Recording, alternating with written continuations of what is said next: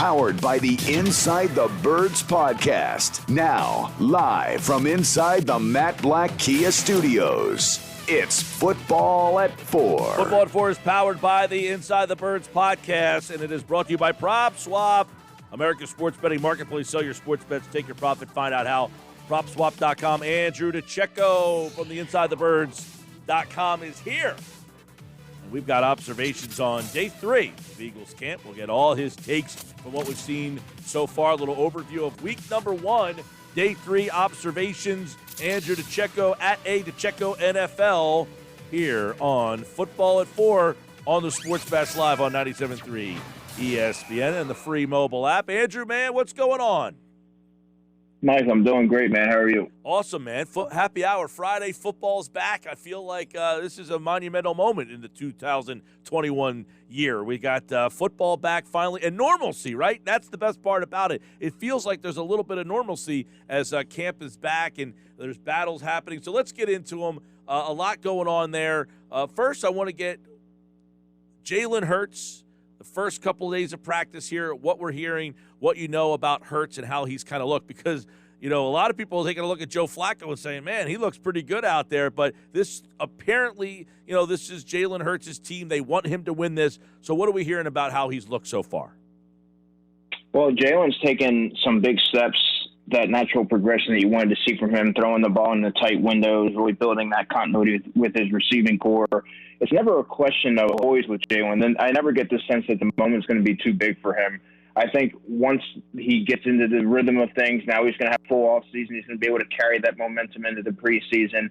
I think you're really going to see him work on some of the areas that really held him back last year from becoming from really putting his stamp on that position, if that makes sense. And now I think he's got an array of pass catchers and a healthy offensive line in front of him to sort of help with that transition. So, I mean, just a sharp-minded quarterback who's really starting to blossom really in year 2. Yeah, and the one thing is, you know, they obviously said they want him to take the reins. He's taking everything with the ones, but he's handled it pretty well too. This is a guy obviously who is, you know, unfazed by all the stuff that surrounds him, it seems.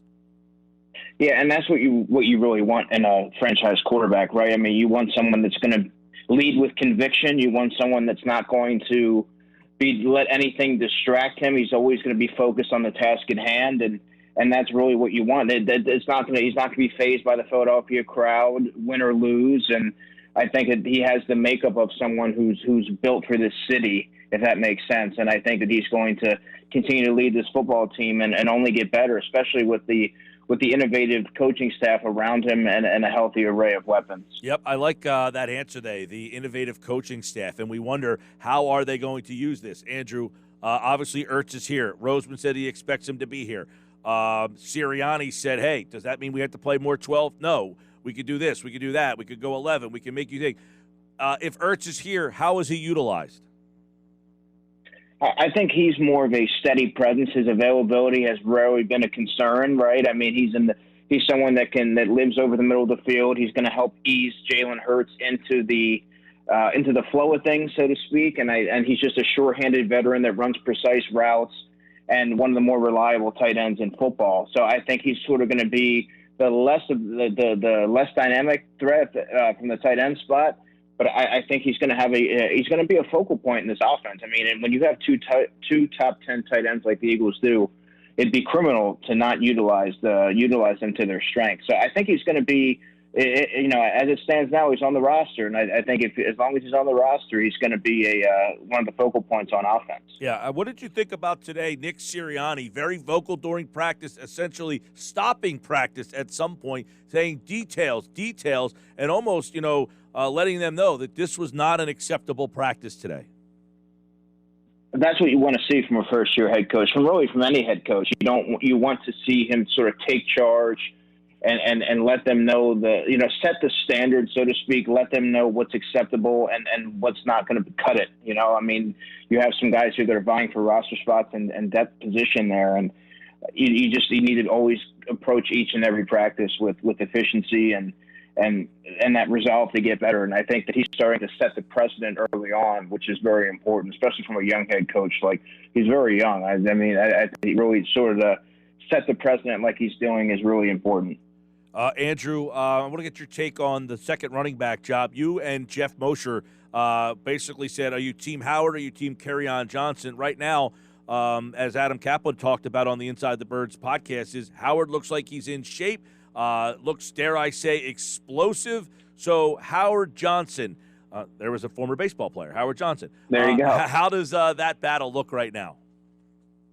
Well, I think it's one of those things, one of the premier battles this summer, along with left tackle, of course. But I think when you look at the running back spot and you see what both players bring to the table, the absence of a power running game was clearly evident on offense last season, and it really eliminated a crucial dimension for that offense, especially with Jalen Hurts being a young quarterback and sort of thrown into the fire.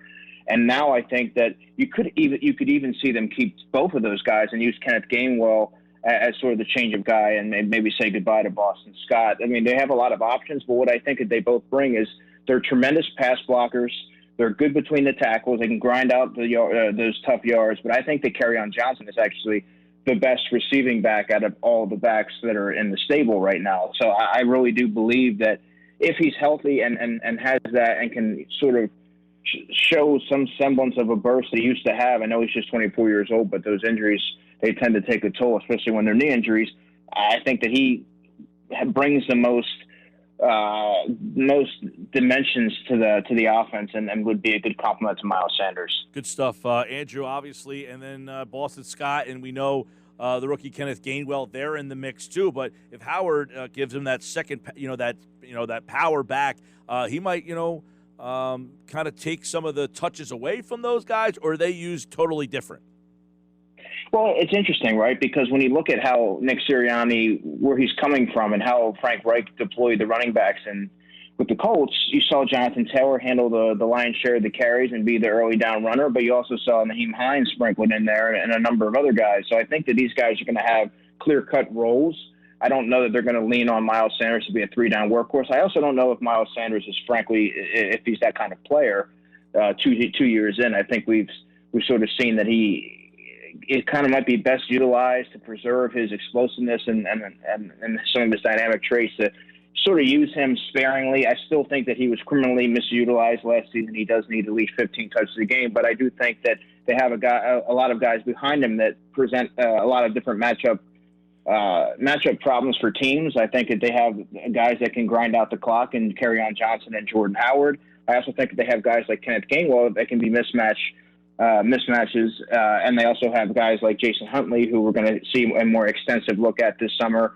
Remember, he was acquired off waivers prior to last season, and so we never really got to see, and he had only a handful of carries, and then Boston Scott's there as well. So they do have a number of different guys that can fill a myriad of roles.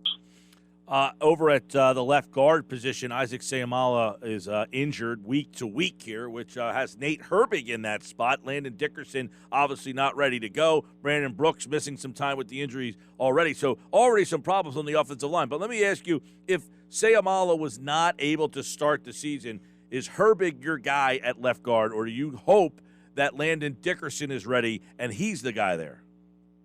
Well, I think you hope that Seumalo's ready early on. Maybe it might just be a week or two that he sort of is slow to get reacclimated. But I think in the perfect world, you have Nate Herbig and you plug him in there.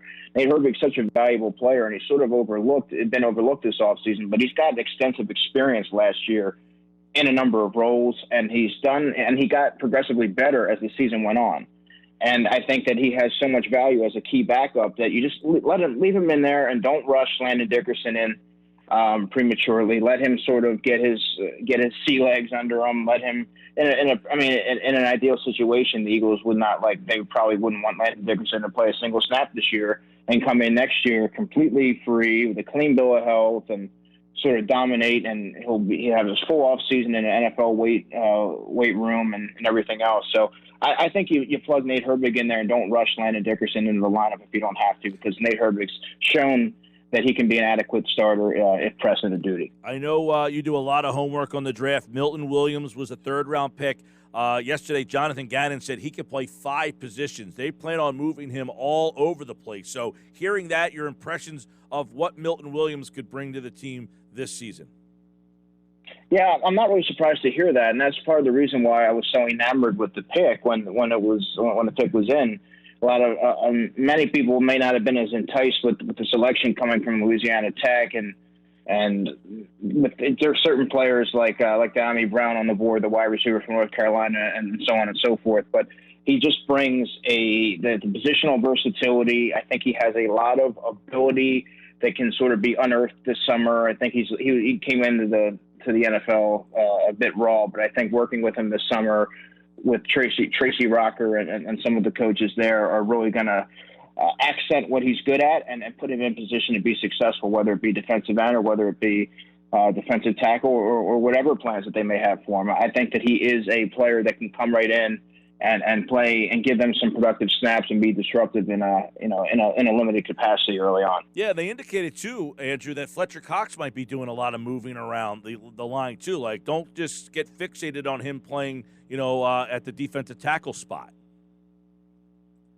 Yeah, I mean, Fletcher Cox is another player that you can argue, and me and Jeff did in what we wrote. I picked him as the best player on the defense. So, I mean, and arguably, and I think I actually put him as the best player on the team, and you can certainly make a case for that as well because of the mismatches he presents, and moving him around to defensive end, whether it be defensive end, defensive tackle, wherever, you have to account for him. And whether or not he gets to the quarterback or not, he's still going to impact the play. He's going to command a double team and open things up for other people to flow to the football. So he just is such a valuable player that wherever you move him around, teams are going to have to account for him, and it's going to open things up for his teammates. Yeah, I'm interested to see how Jonathan Gannon utilizes that. I want to get your take, Andrew, because obviously Steven Nelson is now here. You heard what Gannon said about him is, hey, first impressions are this guy's pretty good. How does that change the expectations for this Eagles defense? Well, that's interesting because teams won't be able to prey on the other side, whether it was Avonte Maddox, Michael Jacquet, Kevon Seymour. Now they have to, it's sort of adding a guy like Steve Nelson, as he likes to be called. It's going to keep offenses honest, and you're going to have to find ways. I think they're going to find success over the middle of the field. To be honest with you, I still am not completely entranced with the linebacker situation by any means, and I think that teams will find success there. But I think the secondary now is much more balanced. You're moving a guy like Avonte Maddox into the slot where he really belongs. He can also play some safety and be that positionless type defender, which I think he is best suited for. And so the secondary is very veteran laden, and I think that. But the one question that I have about the secondary, Mike, is now there's still depth concerns, right? I mean, Definitely. Should there be an injury to any of those positions? Then what? Then you're in a similar situation that you were in last year. A lot of these guys are just a play away. They don't really they're really razor thin there. But, I mean, as far as starters are concerned, you have to like what they did. Yeah, no question. Like, if Nelson, Slay, and Maddox are out there, without putting you on the spot here and knowing everybody's depth chart, but starting corners, those three, where would that rank them in the division? Yeah, I would probably say 2. You like the Giants better, I would imagine, or you like Washington's better? I like the Giants Can't better. be Dallas's, right? Yeah, I like the Giants better. Bradbury, you like Bradbury, I guess, as the best. You think Bradbury better than Slay? Yes, I do. All right, and Adoree Jackson, who's been, we were talking about this the other day. I said, you got to put him right. Like, if you like Bradbury better than Slay, then you probably like the Giants a little better. But Adoree Jackson, he's kind of been banged up. We'll see what he brings to the table. I don't know. But the fact, though, they went from definitively the worst to in the conversation. That's how interesting that signing became. And you mentioned it, though. I think it's a great point is you got Anthony Harris, Rodney McLeod, both veterans. These two veterans. I mean, this is all of a sudden a veteran, but one injury brings you right back to square one. Yeah, and that's the problem because then all of a sudden you're looking at someone like Craig James or in that safety spot, Kevon Wallace, who's very inexperienced, or Elijah Riley, What are you hearing about Wallace? Because it appears that he said the other day, man, everything is slowing down for me. Like, it sounds like one of those classic, hey, the game's a lot different all of a sudden for me in year number 2. Was he a guy that you liked out of the draft last year and have interesting expectations for this year? Well, As far as the second part of your question, I liked him coming out of the draft, but I didn't necessarily see him as a bona fide starting caliber safety. I saw him as a rotational complementary piece on defense, someone that can be that third safety and really give them quality snaps, especially if they suffer injuries. I think he can step in and adequately fill in. But as far as being a full-time safety, I don't know that he's that player. Now things are starting to slow down. Like you said, he's starting to settle in. And I think he's going to carve out a role there, which is going to be very important when you look at Anthony Harris, and then you look at Roger McLeod, who plans to play week 1. But then there's also Marcus Epps there. We've seen Marcus Epps. I don't know that the Eagles would like Marcus Epps out there for an extended period of time. So you really need to see Kayvon Wallace take that next step.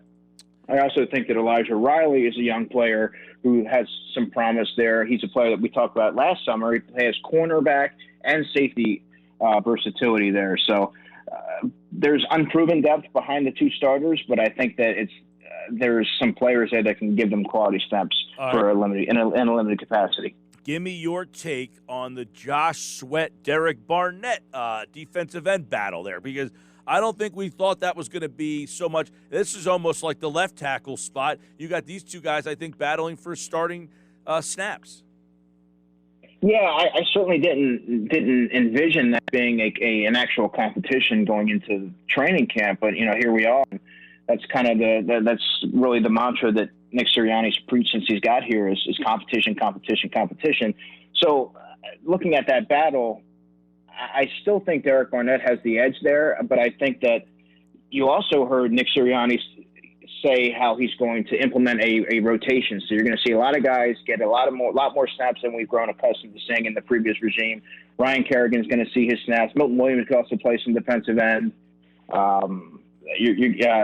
They have Teron Jackson, who's going to see some extended look this summer in the preseason. I think Josh Sweat's a player who's probably best utilized in a rotational role to sort of bottle up his explosiveness and dynamic presence off the edge.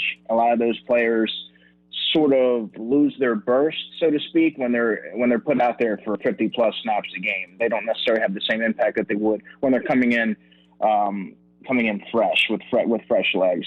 So I think that Derek Barnett will probably get the early downs. That's another interesting storyline. There's so much going on here. It's fun to have football back.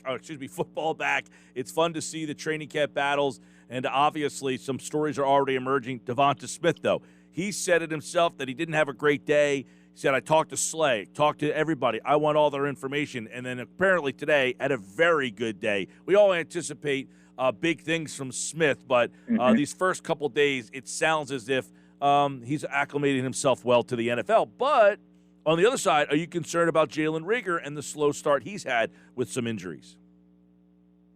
Yeah, I mean, it's kind of hard not to. I mean, Jalen's dealing with some things off the field as well, which I think we all need to be cognizant of and sort of, just sensitive of when we're evaluating them, because a lot of these things, like I said, everyone is wired differently in the NFL, and some people can block it out, but others, it will actually, those type of things will impact the way that you approach each practice and things like that. But yeah, I mean, coming off if he had a strong rookie season or offered glimpses of the player that the Eagles envisioned him being, that explosive dynamic wide receiver that could move around and create mismatches, I don't think that there would be as much of a concern.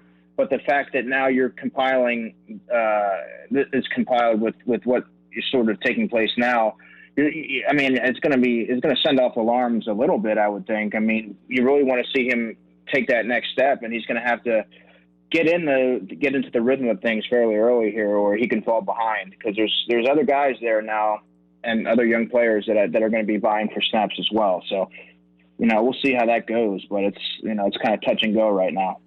Football 4, Andrew DiCecco at DiCecco NFL, Eagles training camp day 3. More Inside the Birds podcast comes out on Monday. They'll have all the weekend edition. Andrew, of course, and the boys do a great job over there. Jeff Mosher, Adam Kaplan, Andrew DiCecco, all a part of Football at 4. Eagles are back. They open the preseason on August the 12th, and you can hear that game live on 97.3 ESPN. Andrew, enjoy the weekend, my man. You too, my friend.